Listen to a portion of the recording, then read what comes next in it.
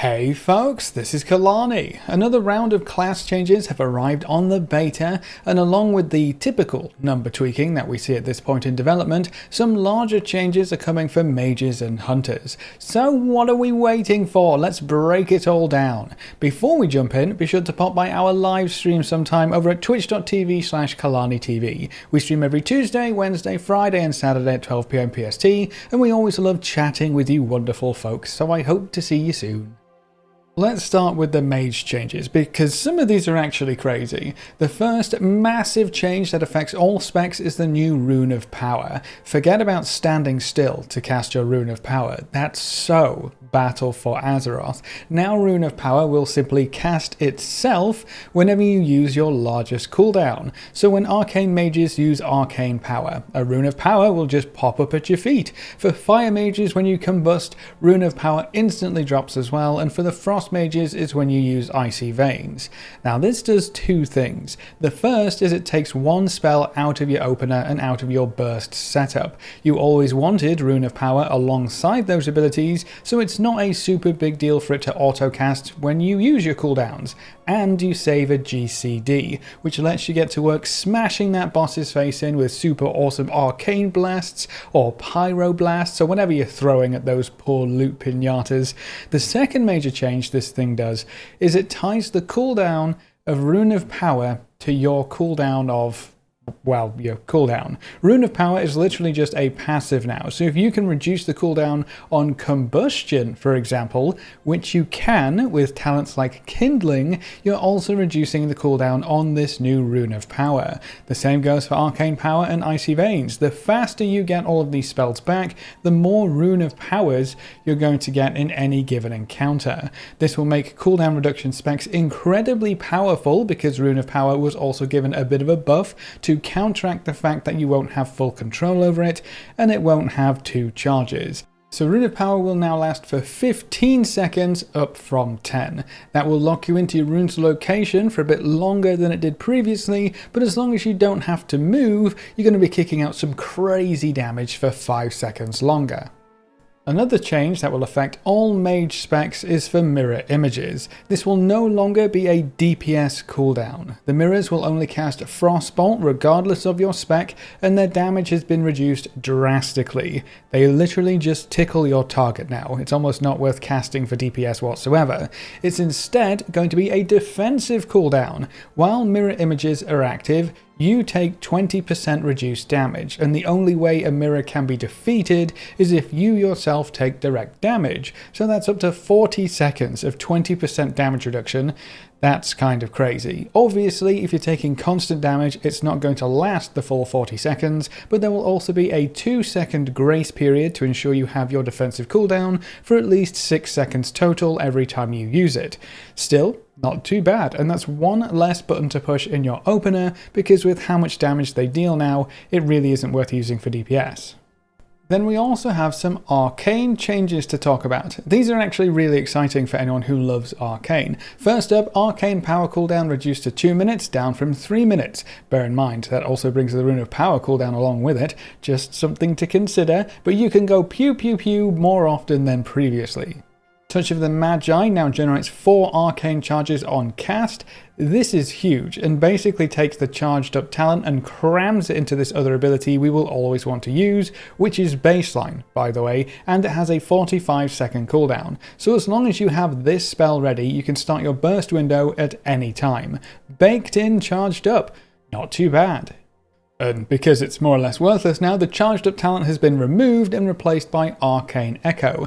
Direct damage you deal to enemies affected by Touch of the Magi causes an explosion that deals arcane damage to 8 nearby enemies. The damage on this is very low right now, but damage numbers can always be adjusted. It's just nice having some more AoE potential as an arcane mage.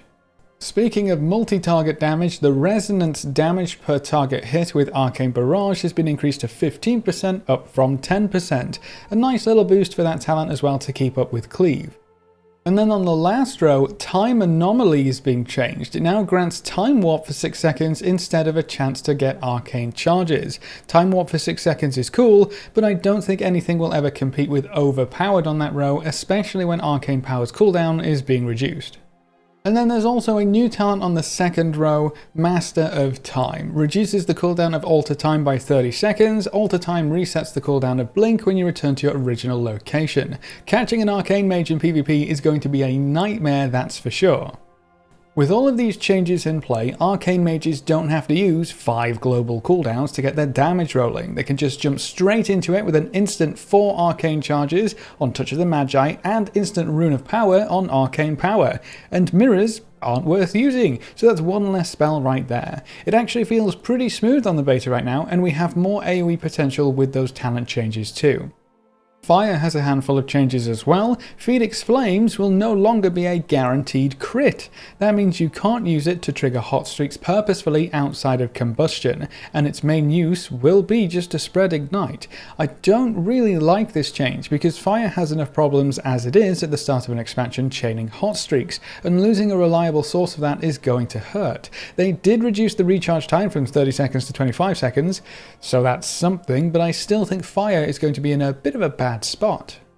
The Alex Straza's Fury talent that guarantees a Dragon's Breath crit will also boost Dragon's Breath damage when it crits by 50%, but I still don't think it will compete with Flame On, seeing as it's on that same talent row. Flame On is just so powerful for a Fire Mage. And finally, there's a new talent called From the Ashes. Increases mastery by 2% for each charge of Phoenix Flames off cooldown, and your direct damage crits reduce its cooldown by 1 second. That's actually really cool, or at least it would be if it wasn't on the same row as Flame On. This is a max 6% mastery increase because there are 3 charges of Phoenix Flames, and every direct damage crit takes 1 second off the recharge.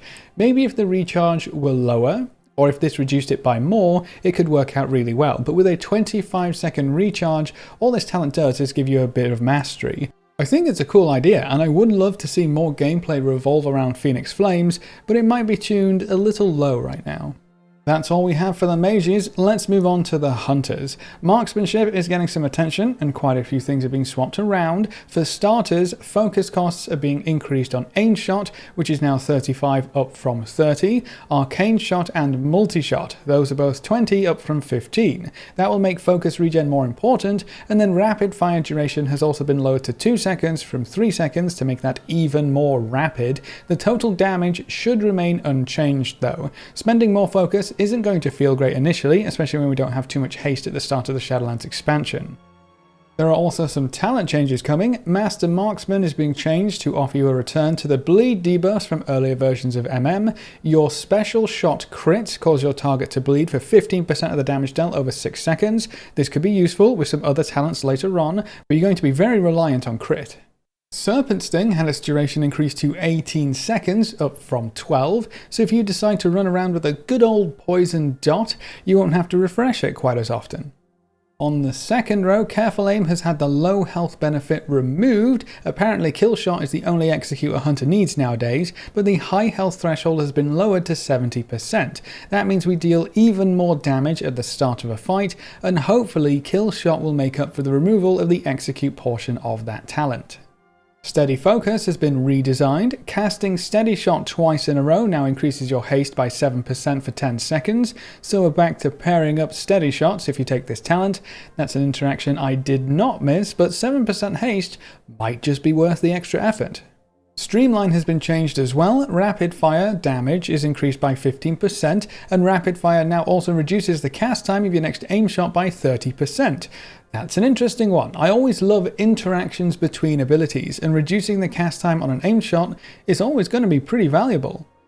And then Chimera Shot has also been changed. It now fully replaces Arcane Shot when you pick it up. It still hits 2 targets, one for nature, one for frost damage, but because it replaces Arcane Shot, a few extra things are going to happen. First, it has no cooldown, just a 20 focus cost. Second, anything that works with Arcane Shot will also work with Chimera Shot, including the Precise Shot's damage buff, any legendary effects, and any Torghast powers. The Precise Shots buff increasing the damage of Chimera Shot may mean 2-target Marksman is back on the menu, and if Chimera Shot can apply the bleed from Master Marksman, we may do even better on those pesky 2-target cleave fights.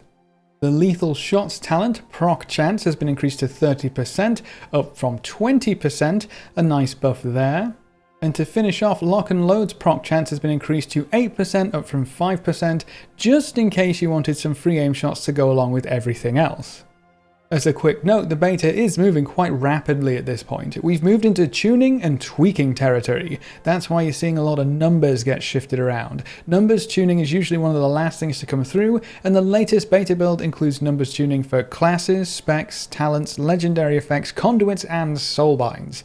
We are getting close, and the pre-patch event is now available on the PTR, so we could see Shadowlands release within 2 months, which is very exciting, and it's making me a little nervous because it feels like the beta just started and we're already moving so quickly. But there's no stopping this train by the looks of things, so I hope you're ready to explore a new expansion sometime soon.